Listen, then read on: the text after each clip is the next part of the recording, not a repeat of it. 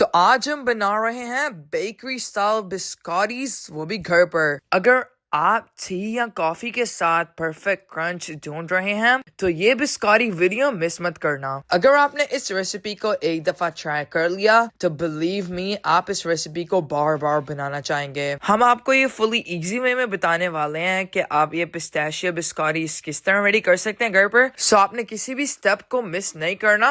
So before any further delays let's get started. अस्सलाम वालेकुम व रहमतुल्लाहि व बरकातुहू। तो कैसे हैं आप सब लोग? उम्मीद करता हूँ सब खैर खैरियत से होंगे। इन मजेदार सी बेकरी स्टाइल बिस्कॉटीज को बनाने के लिए सबसे पहले हम अपने ओवन को ऑन कर देंगे 350 Fahrenheit पर for preheating. First of all take 4 brown eggs. 4 eggs एक बाउल में ऐड कर लेंगे। अब इसमें ऐड कर देंगे 1 cup of light brown sugar and half cup of regular sugar. आप फुली रेगुलर शुगर भी यूज कर सकते हैं।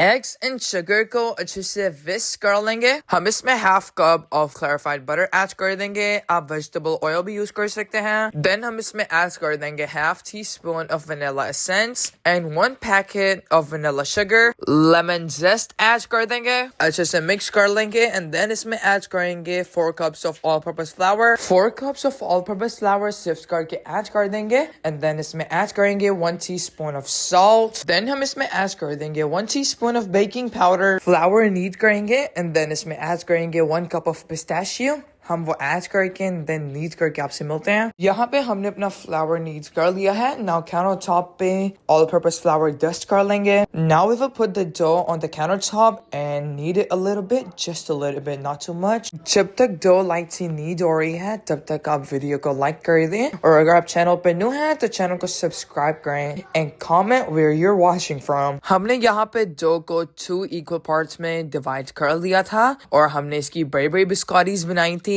आप इस डो को इसी मटेरियल से 4 इक्वल पोर्शंस में डिवाइड कर सकते हैं। अगर आप बिस्कॉटीज का साइज थोड़ा डिक्रीज कर दें, आप इस डो को 4 पार्ट्स में डिवाइड करेंगे तो आपकी जो बिस्कॉटीज हैं उनकी length 5 inches and width 3 inches होनी चाहिए। हमने इसे बेकिंग ट्रे में प्लेस कर लिया है। अब हम इसे बेक कर लेंगे फॉर 25 मिनट्स ऑन 350 Fahrenheit। यहाँ पे 25 मिनट्स हो चुके हैं and our first bake for the biscottis is now done. Cooling rack पर रख दिया है for 20 minutes. If your biscottis are crumbly, it really doesn't matter. So don't stress out. अब हम बिस्कॉटीज को कट कर लेंगे because हमें अब इसे 10 मिनट्स और बेक करना होगा for the crispiness. इस पॉइंट पर आपने शार्प नाइफ्स का यूज करना है ताकि आपकी बिस्कॉटीज इजीली कट हो जाएं। हमने बिस्कॉटीज की कटिंग करके उन्हें दोबारा से बेकिंग ट्रे पे प्लेस कर लिया है because हमने बिस्कॉटीज को each side 5 मिनट्स तक बेक करना है। यहाँ पे हम दूसरी बिस्कॉटीज कट कर ले हैं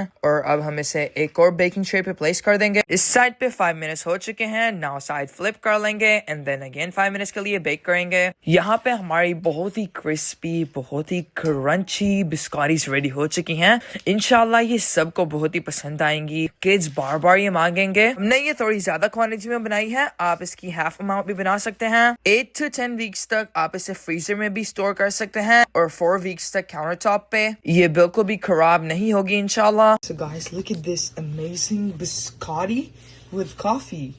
Let's try it. Bismillah. First, listen to the crunch. You all heard that. So let's dip it in the coffee, just like that. Bismillah. So creamy.